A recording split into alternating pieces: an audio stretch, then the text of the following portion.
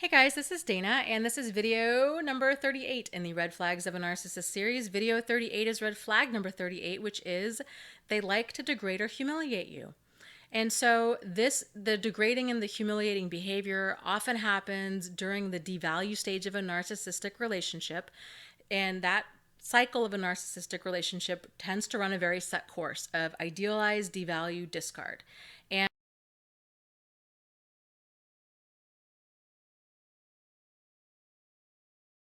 And the devalue stage, however, keep in mind, it can be done to a victim's face or it can be done behind their back.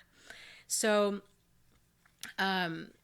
and there's really, I feel like, seven main parts to this, or different ways, seven main ways that narcissists go about degrading and humiliating their different victims. And of course, too, the way that they're going to do this is going to depend on what kind of role this different manipulative person is playing in your life, whether they are a parent, a child, a sibling, a next door neighbor, a member of your church, a significant other, a spouse, a friend, kind of you name it.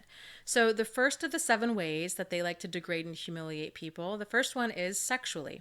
So, this is often seen within romantic relationships where a narcissist will insist that their victim perform some sort of sexual act that the victim is not okay with doing. And it could even be not even performing a sexual act, but it could be having them watch porn, having them maybe even watch some sort of sexual act.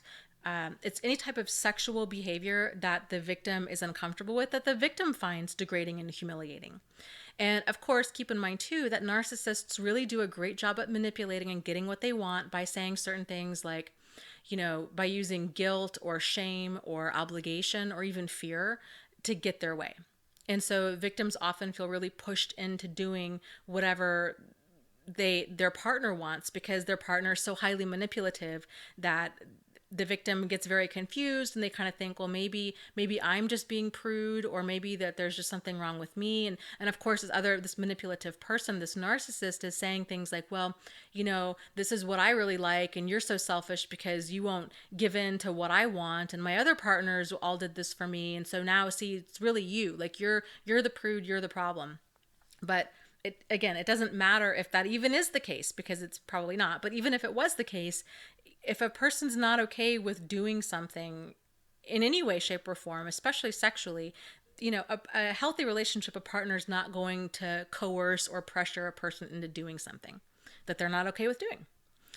So, second way that narcissists degrade and humiliate victims might be financially. And so this could be, let's say, if the narcissist, again, in a romantic relationship, they could be putting their victim on some sort of allowance. They could be taking over all access to the funds. They could be insisting that the victim quits their job, or at the other extreme, that the victim works multiple jobs to support them. And so, or the victim, because if they are on some sort of allowance, they might be on a very small allowance and have to go to the narcissist every single time they need money for anything: gas for their vehicle, groceries, clothing, taking the kids someplace, anything like that. But at the end of that dynamic, the victim feels very degraded and humiliated. They feel very belittled, like that they're being treated like a child. And that they don't have some sort of equal footing in this relationship. And it's because they don't. Because narcissists, by and large, like any other type of, sociopath or psychopath or antisocial, kind of within that whole cluster B, they're very driven to narcissists and sociopaths, and those kinds of people are tend to be very driven by power and control.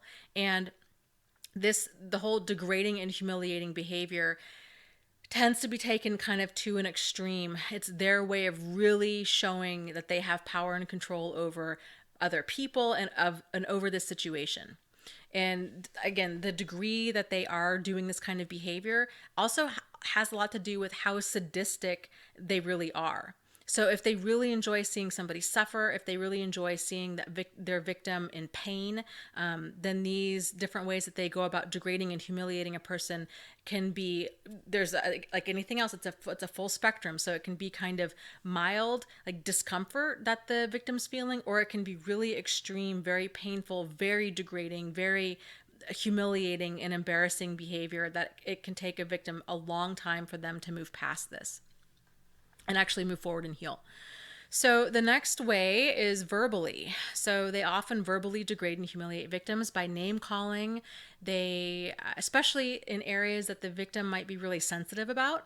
So maybe their body, maybe their weight, maybe their age, maybe their other types of their physical appearance, maybe even their dynamic with their children or with their family or with their job, things like this. Narcissists really do a great job at honing in on what makes that victim tick, and then they kind of just have them, they just know that they have them, and so that's how they get them to really do what they want, is by hitting those soft spots of their victim.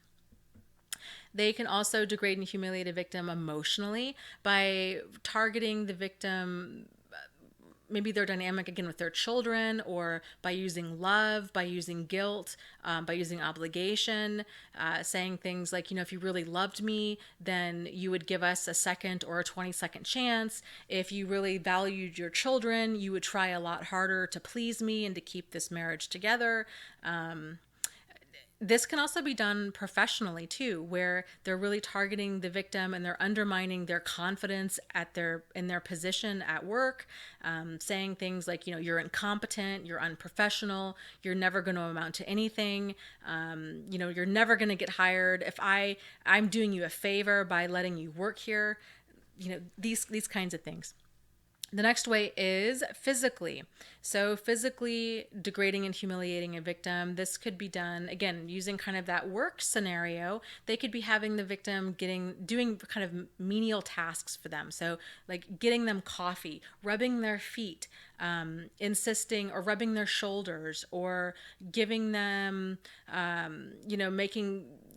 taking notes for them, or running tasks, or running errands for them, or maybe even doing certain sexual tasks in order to keep their job. If they know that the victim maybe is a single parent that has several kids and they need this job, and so now they're really using that power and control over the situation and over the victim to just exploit them as much as possible. Another way that really they can physically degrade and humiliate a person might be, let's say if a person is sick. So let's say if it's a parent-child dynamic and the child is sick, or they have something really wrong with them, or maybe even that their clothes don't fit properly.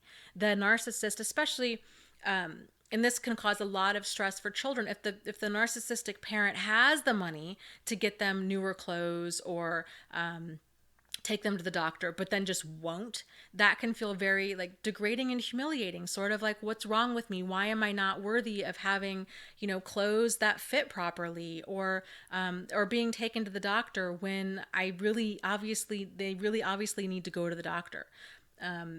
Those kinds of things. Okay, another way is professionally, which I already kind of touched on. Narcissists can really, they're horrid if they're coworkers, but they're even more horrid if they're a boss and they're in some sort of position of power and control. They can really make everybody's lives a living hell around them.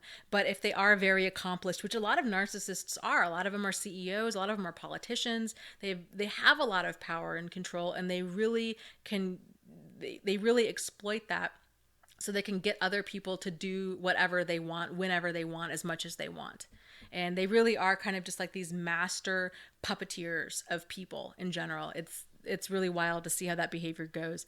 The last way is psychologically. And so this has more to do with kind of different, like, psychological abuse. So to me, the difference between maybe emotional abuse and psychological abuse and verbal abuse has to do with verbal abuse is just name calling. It's words that are being said. So you're verbally abusing somebody.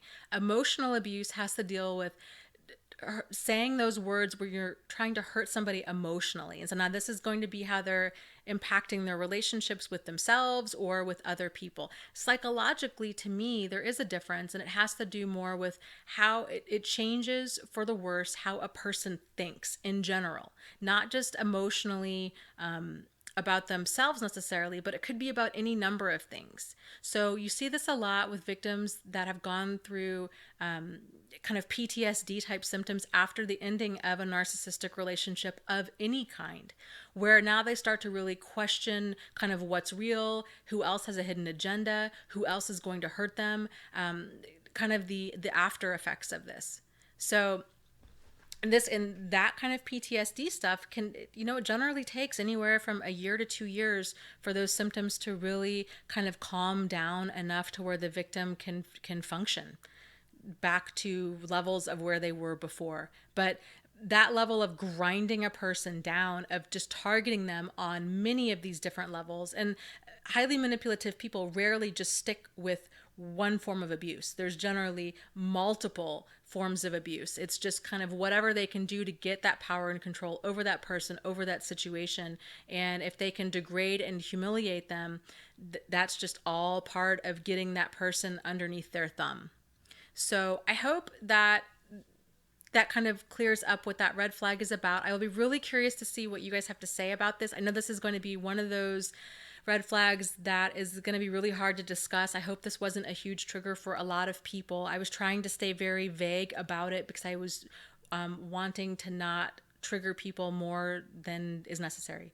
So if you have anything that you'd like to share, you can please, I will link down to my support group down below. Support groups are immensely helpful. Mine is one of just many out there. So I would encourage you guys to join a few if you're so inclined, and just experiment and see which ones feel like a really good fit for you. So that's what I have for you. If you guys have any other questions, comments, concerns, frustrations, feedback, insights, ideas, you need some support, you just want to say hi, you know how to get a hold of me. Contact info is down below. And as always, lots of love to you guys. You are not alone. You are not crazy, and you really can move forward and you can heal from this. You really, really can. So take care, and lots of love to you. Okay, bye.